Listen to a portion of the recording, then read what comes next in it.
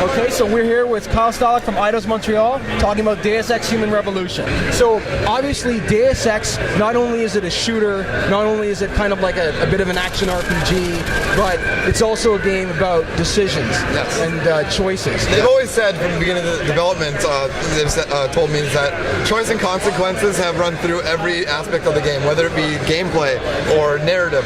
So, you know, right now people are asking whether or not you can have like a maxed out character at the end of the game. You can't, because we want people to make those choices and deal with the consequences in building your character. If you build it a certain way, you know, you can, if you have points later, you can build it in a different way, but you kind of are stuck in that idea. And so we want you to, you know, think before you insert that point. So how many hours would you say that someone can expect to get out of the game? You know, if they play it like thoroughly.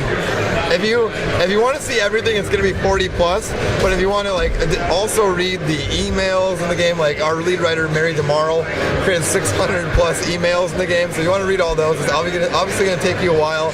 I mean, I wouldn't be surprised to see people doing like 50, 60 hours in the game if they really take their time thinking about situations and all that stuff. So it's a good amount of that's a good amount of gameplay. Fine. So think about Miss DeMarle and play for 60 hours, man. Read those emails. Someone worked very hard on them. She did.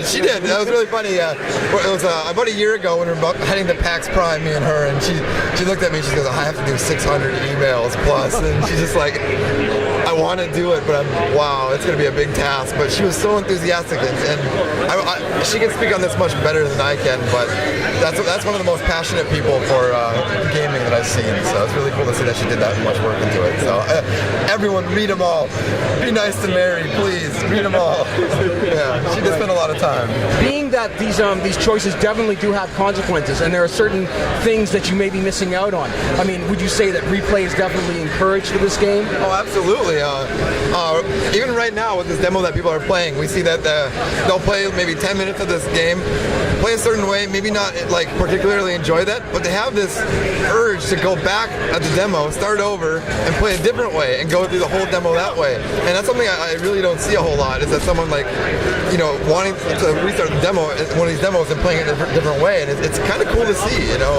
I was just tweeting it, and I don't know, on a personal thing, as a gamer, you know, I don't actually go back and play a lot, but in this game I have, so it's weird. This is probably a very silly question since we're talking about a prequel, but sequel? like I always say, if people buy the game, I mean, you're kind of voting with your dollars then. I know this team would love to like continue on making this because it's been 4 years on it. They established, you know, I don't want to say they established the universe, but they established their own take on the universe that's prior to the original take. So, yeah, I mean, buy the game, please. That makes sense. Just to remind us when it launches again? August 23rd, that's next Tuesday. So buy it, buy 3 copies if you can, buy 4 copies.